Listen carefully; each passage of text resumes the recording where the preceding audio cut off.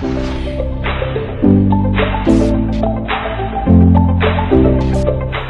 guys, and welcome to another day with Zimaleta. Today I figured, look, I'm going to make some changes and just do something else for a change. I was doing nothing but remodeling my house that is back there. So I decided to come down and share something with you guys that I've been meaning to share with you guys. I did mention it kind of in some videos, but that was like last year. So check this out. Behind me here is a Nissan Rogue. It's a 2010. I bought it as a parts car. It would not start, but I got it to start as soon as I got it to my property. So that got me thinking, well, I got a Nissan Murano over there. So you can kind of see it. That Nissan Murano is a real nice car. It's not smashed or anything. It runs and drives. There is a transmission problem with it, but the thing about it is I bought it without no title, and technically, you know, I probably could, you know, get like a title for it or whatever, you know, that kind of thing. But I decided to, when I actually bought the Nissan Murano, I decided to actually get the engine from it. That's the reason I bought the whole entire car, because the engine is the same thing. That's an Infiniti FX 35, which is going to be my car. That's the one I'm going to just keep for myself. I know it seems like pointless, you know, to keep cars and stuff, but I really like the shape, I really like the styling and, you know, the body and stuff like that. So I want to spice it up, make it look nice, do some kind of paint job on it that's going to be really nice. It does have like a white pearl on it right now, but I want to do something where it's going to have like a, sort of like a candy effect, but white. But anyways, what do we have back here? It's a 2010 Nissan Rogue, as I said. What am I trying to do with it? Well, it's hidden in the front, and I want to see, can you install parts from a Nissan Murano, which is a much bigger car, into this one here? And I hear what you guys saying, it's not gonna fit, you know, nothing like that. But if everything would fit and it would make sense, it, you know, simply would not make sense to make this video. But here's the thing. I actually messed with cars for a long time, you know, off and on, you know, stuff like that. Like I fixed, you know, smashed cars before. That's just typically what a lot of Russians do, I guess, or Eastern Europeans.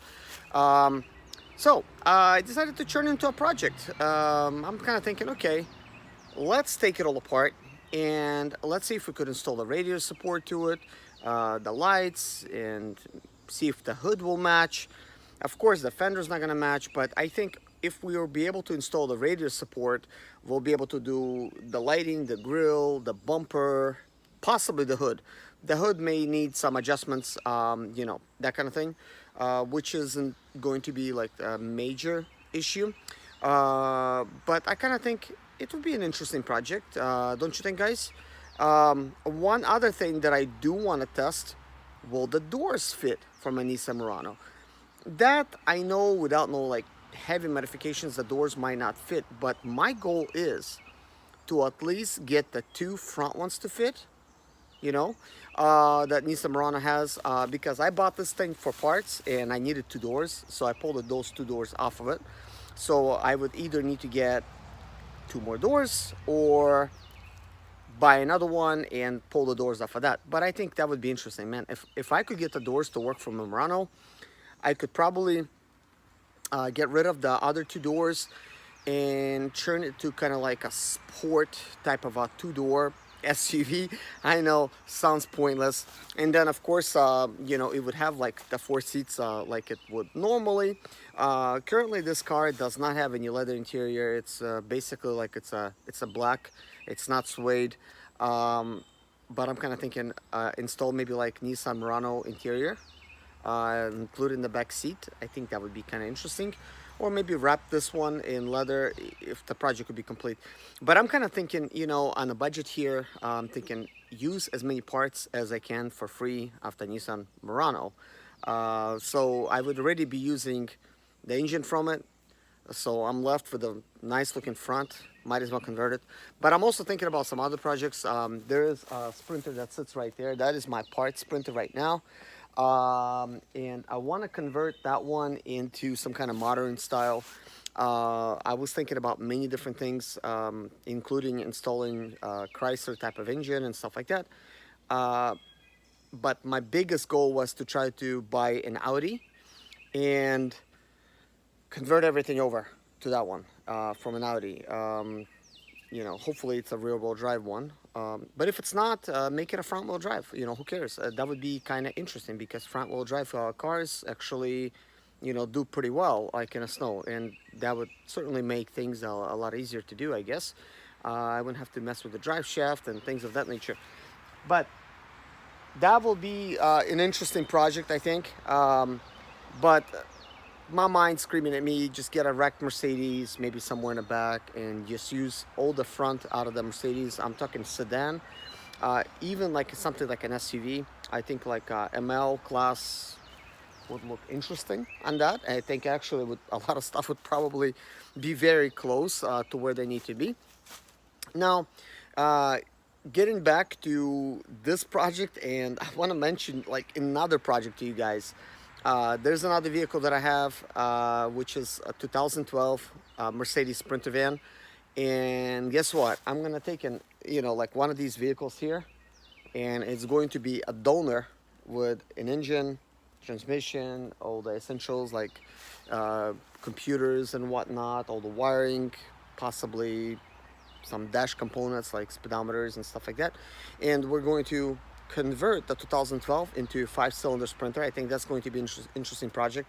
One of my friends that actually watches my channel as well, he wants to do that with me. So we're just gonna take maybe like 1 week and see what we could do, see what kind of conversion we could do.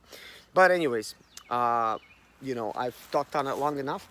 This video is kind of like an introductory, and in the next video what I'm gonna do is I'm gonna disassemble this one.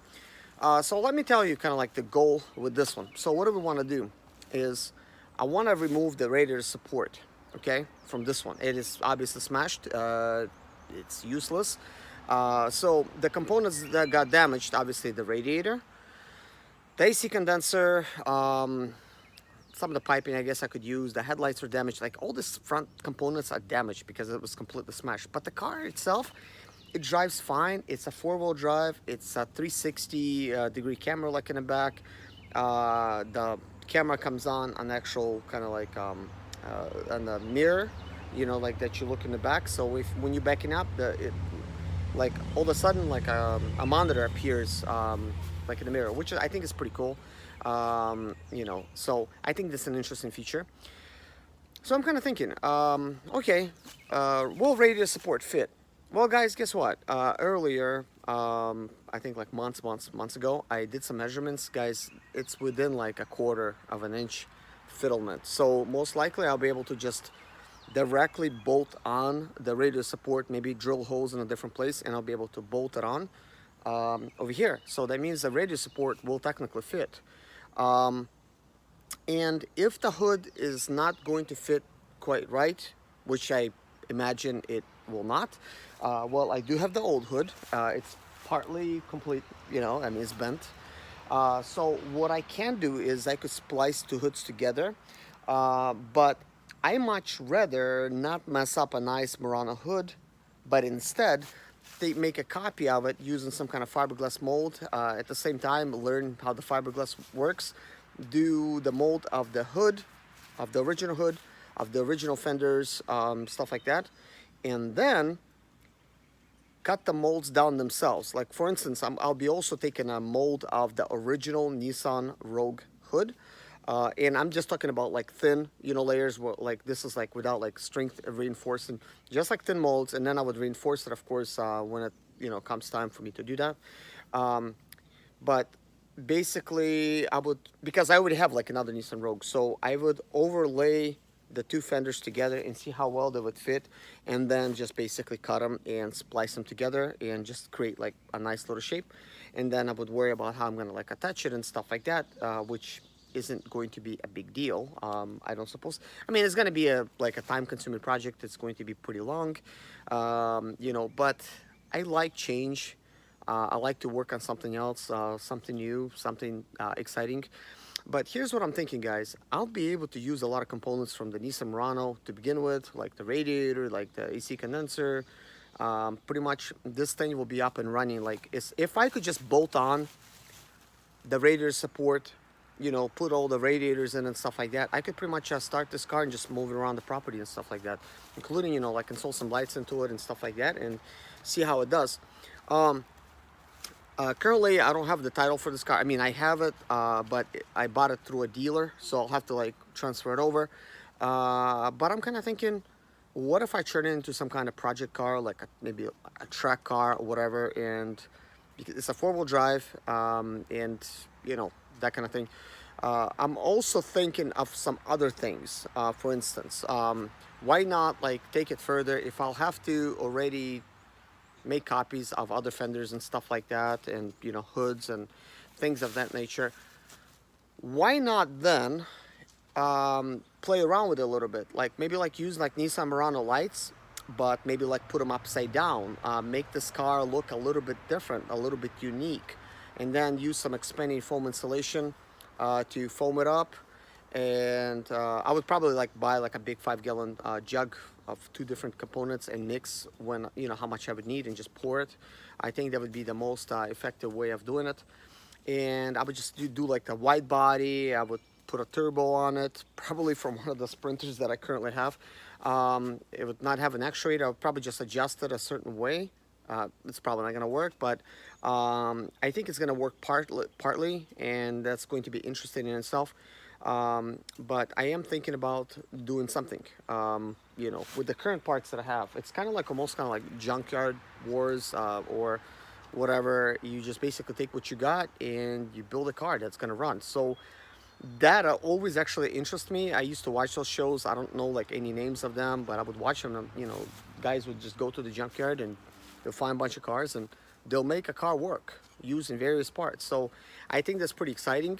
I also have like one car that's like not so exciting. It's a PT Cruiser. But what is exciting, it is kind of small.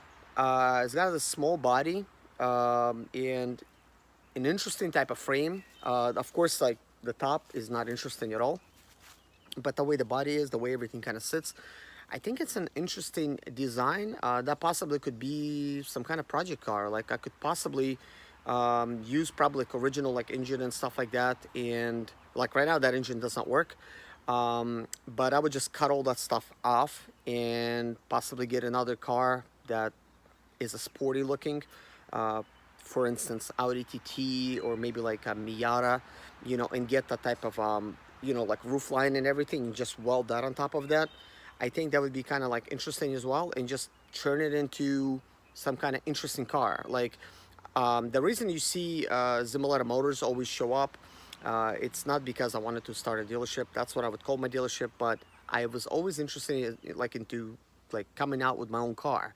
But I'm kind of thinking, what can I do now to move that forward? And one of the things I do have a garage. I do have like a little storage place. It's that little building over there. I'm gonna make it look a lot nicer, you know, like it's just, there's like so many things going on. But I've seen people take like an ugly garage that they have somewhere, and they'll just build like a kit Lamborghini inside or some other project. My garage is 16 by 24. I certainly could park a project car inside and just do all kinds of interesting stuff with it. And yeah, I just think that's going to be interesting. But one of the things I think would be kind of interesting is to make some kind of real, like basically real mid-engine car. And I think, and I just think this might sound crazy, I think I could take like a Chrysler 300, because I'm going to be buying one more of those to fix a current Chrysler that I do have. So that means I'll have like, I'll just need the body components or use the entire body itself or whatever. But I'm thinking about buying one that's going to be either a Hemi model, and I have the 3.5 liter V6 model, which is fuel efficient. It's pretty nice. It's also tough and stuff. But what if I can take a Hemi V8 and basically, you know, cut everything off the, you know, PT Cruiser, park that thing, you know, basically just cut everything off, just leave nothing but the chassis, like no windows, nothing, no doors, sell all that stuff, just cut everything off. So I just got a chassis, I got an engine that's currently in there, but I would remove that engine and take like a Chrysler 300 engine from a 300C, that would be like a Hemi, and stick that thing like in the back and just make it a mid engine car, like a two-seater. I think that would be an interesting project, and just use a lot of components from the 300 to spice it up, beef up the body and stuff like that, maybe some suspension components and whatnot. I think for a small car like that, having a big mid-engine car, that would be like an interesting project, because what I want to do is create my own body and just have like a Zimaleta Motors type of a car that I would make. At first I would need some kind of donor car, which it would get rid of this ugly PT Cruiser body out of here, and I could just use the chassis. A lot of times what happens, guys, is the chassis, they get developed because they cost like millions of dollars by the companies, and they'll use it for various cars and just build on top of it. Like for instance, Chevy Volt, it also shares a chassis with Cadillac, and because it's a GM vehicle, so it's a lot of interesting stuff like that.